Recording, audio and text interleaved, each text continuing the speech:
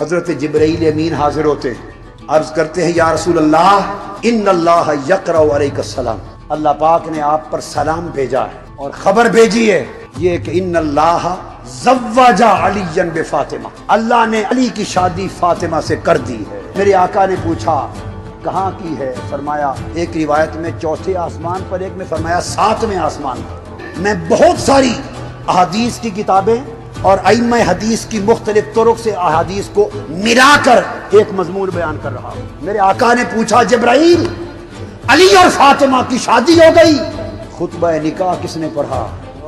جبرائیل امین کہتے ہیں یا رسول اللہ خطبہ نکاح میں نے پڑھا۔ پوچھا جبرائیل فاطمہ تو وہاں تھی نہیں، تو پھر فاطمہ کا ولی کون ہوا؟ ہائے ہائے، جبرائیل نے کہا میرے آقا فاطمہ کا ولی خود خدا بنا، خود خدا بنا، اللہ جل مجدہ فاطمہ کا ولی ہوا۔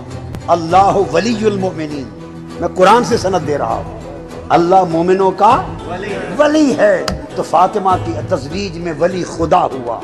خطبہ نکاح جبرائیل نے پڑھا۔ شریک کون ہوا؟ فرمایا چوٹی کے اونچے مرتبے کے 40,000 ملائکہ کو شادی میں شرکت کی اجازت ملی۔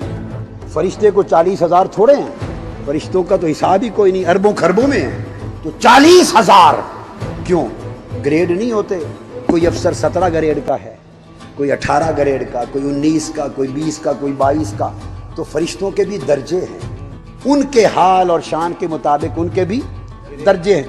تو سب سے اونچے رتبے کے جو ملائکہ ہوں گے ان کو کارڈ ملے، اجازت نامہ ملا کہ علی اور فاطمہ کی نکاح میں آ جاؤ، 40,000 ملائکہ آئے اور نکاح جو ہوا تزویج فاطمہ، تو حکم کیا ملا؟ فرمایا جنت کو حکم ملا کہ جنت تو سج دھج کر لے، جنت سجا دی گئی، حوریں سج گئیں، جنت کے درختوں کو حکم ہوا کہ پھلوں سے لد جاؤ، نہریں سجا دی گئیں، جنت کے محلات سجا دیے گئے، باغات سجا دیے گئے، اور جنت کی ہواؤں میں خوشبوئیں بکھیر دی گئیں۔ اعلان ہو گیا فاطمہ کے علی سے نکاح ہو رہا ہے، تزویج ہو رہی ہے، اور سارے جب ملائکہ تزویج میں شریک ہوئے تو ایک نورانی بادل آیا، اس نے ہیرے، زبرجد، مرجان اور موتیوں کی بارش کی تحفے کے طور پر اس شان اور سج دج کے ساتھ علی اور فاطمہ کا مرج البحرین یلتقیان، اس طرح ان کو ملایا گیا اور حکم ہوا جبرائیل اب جا میرے محبوب سے کہہ کہ اب مرج البحرین یلتقیان، مل گئے دو سمندر آپس میں ملنا، تو ملنے کا ذکر 2 بار آیا ہے۔ فرمایا پہلا ملاپ آسمانی ہو چکا، اب زمینی تجویز کا جا کے عمل کر، اب یہاں حضور آپ بھی ان کا تزویج اور نکاح کر دیں۔ تو میرے آقا نے علی اور فاطمہ کا زمین پر نکاح کا اعلان کر دیا، شادی کا اعلان ہو گیا۔ پوچھا علی شادی کے کھانے کے لیے، ولیمے کے لیے کچھ ہے؟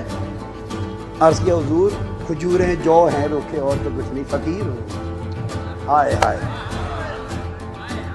فقیر بھی ہے اور وہی سب کا امیر بھی ہے، ایسا فقیر ہے کہ اس سے بڑا امیر کوئی نہیں ہے، جس کو فاطمہ ملی اس سے بڑا امیر کون ہے؟ ہائے ہائے، آقا نے فرمایا نہیں، تیری شادی کا کھانا خود میں کروں گا۔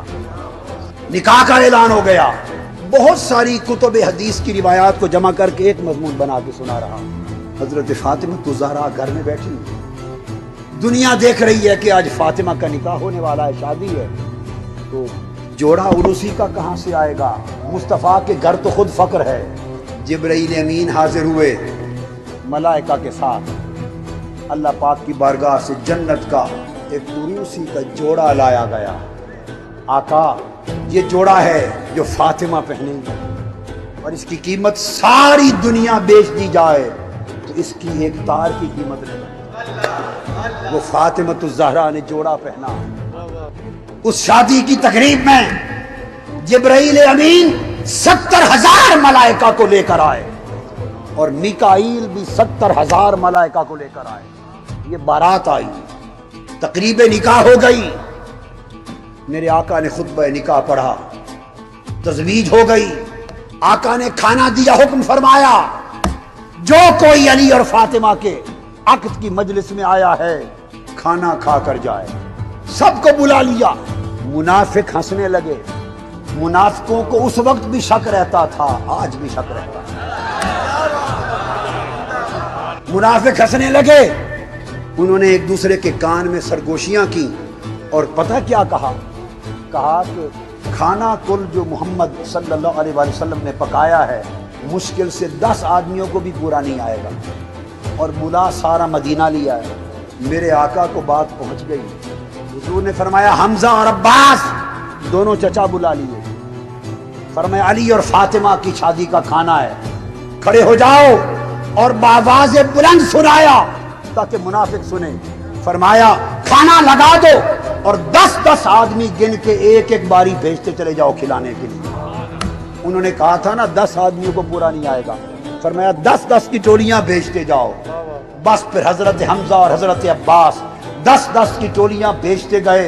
کتب حدیث میں آتا ہے 10 کی ٹولیاں کھاتے گئے، 3 دن اور 3 رات کھانا چلتا رہا۔ 3 دن اور 3 رات علی اور فاطمہ کی تزویج کا، شادی کا کھانا چلتا رہا۔